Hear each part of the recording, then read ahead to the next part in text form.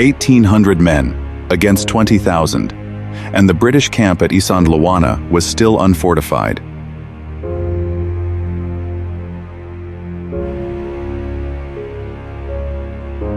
No trench, no wagon wall, no lager.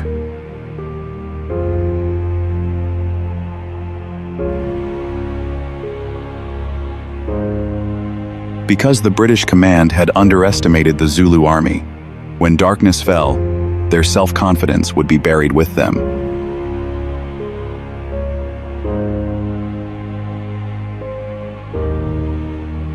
And the strangest part? The rifles were working.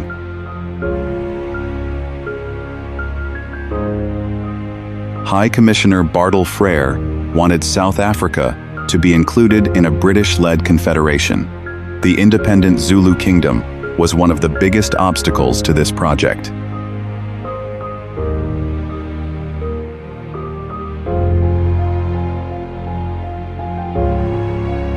Frere issued an ultimatum that made it virtually impossible for his demands to be met.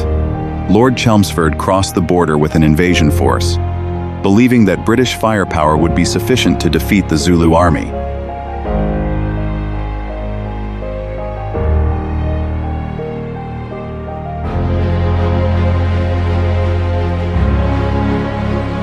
Chelmsford's military experience had reinforced his confidence in firepower.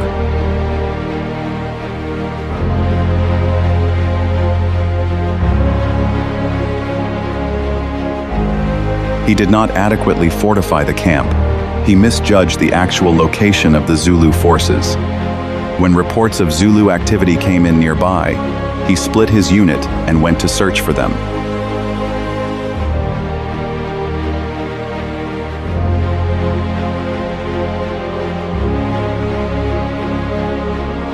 He was running after a shadow. The real danger was still near the camp he had left behind.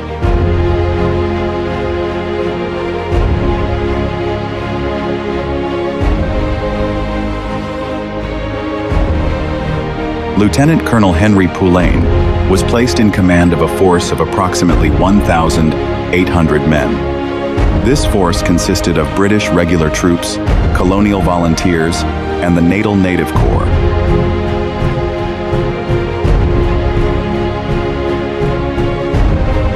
That morning, Colonel Anthony Durnford arrived with several hundred reinforcements. The hierarchical structure was complex. Therefore, as the day progressed, the situation on the ground became difficult.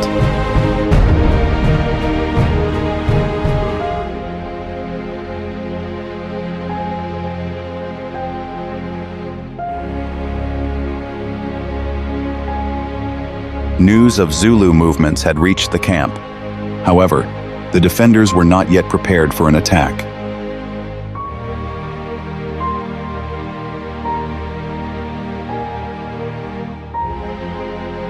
No entrenchment, no wagons drawn into a defensive ring. Shortly after midday, a Zulu army tens of thousands strong was discovered less than 5 miles away. It was much closer than Chelmsford had realized.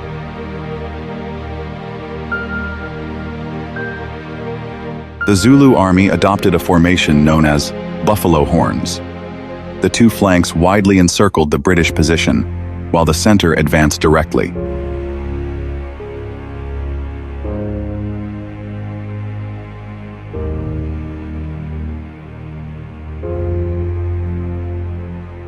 The British rifle fire was initially devastating. Successive salvos shattered the advancing lines. The old confidence persisted until the line of fire was surrounded on both sides and began to collapse inward.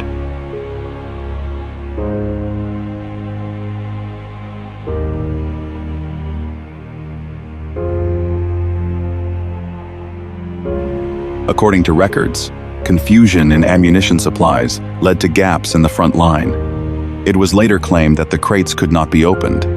However, the real problem was that as the firing line moved further and further away from the camp, it became increasingly difficult to transport the ammunition forward.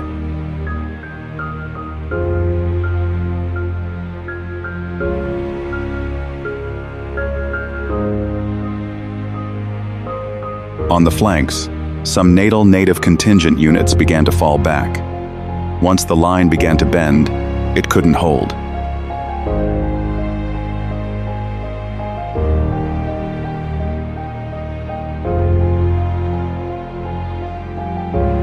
What followed was close, brutal, and fast. The camp had never been fortified.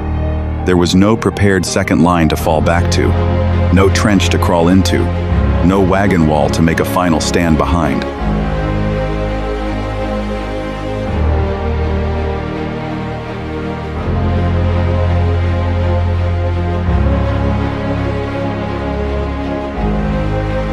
Company by company, the firing line collapsed inward. The broad defensive line reduced to small, desperate groups that the officers struggled to hold together.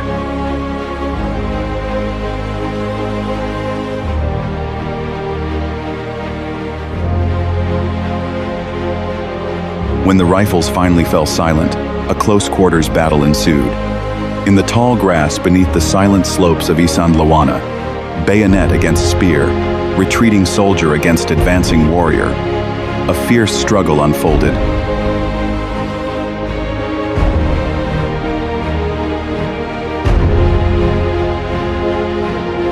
But the battle didn't end with the collapse of the firing line. Only a handful of the camp's defenders escaped alive.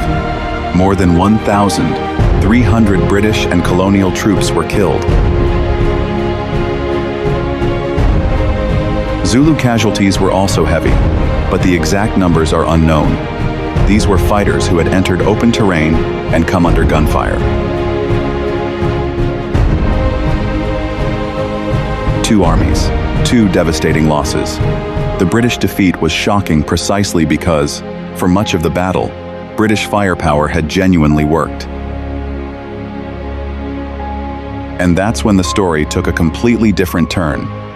In the years that followed, the explanation that ammunition boxes were the reason for the British losing the war became widely accepted.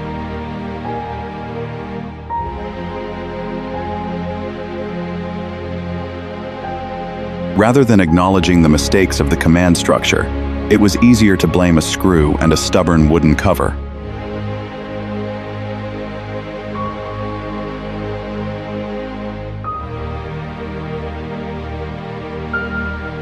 Modern research tells a more complex story, pieced together from letters, memoirs, and evidence from the battlefield. Survivors' own letters describe how ammunition was distributed while the fighting raged on.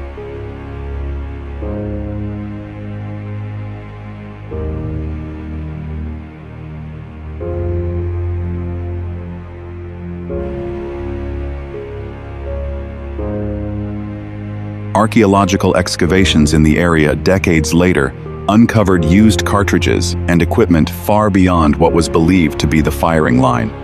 This provides evidence that ammunition reached soldiers well ahead of the camp, even though transporting it became increasingly difficult as the firing line moved further away.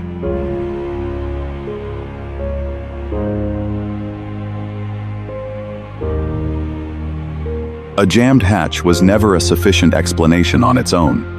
The disaster had begun hours earlier, with a series of decisions: an unfortified camp, a divided force, a misjudged enemy position, and a firing line dangerously far from the camp. Isandlwana revealed a lesson that British commanders could not ignore. British forces began to place greater emphasis on fortified camps and defensive positions. Commanders understood the value of reconnaissance and intelligence. This defeat demonstrated the danger of relying solely on firepower to determine the outcome of a war. The victory at Isandlwana would not save the Zulu kingdom. It bought them time, not survival.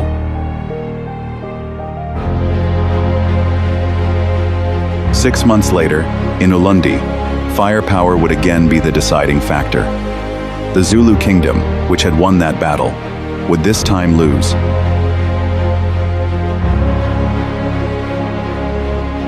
Subscribe to Stratemica, because history didn't start with the textbook.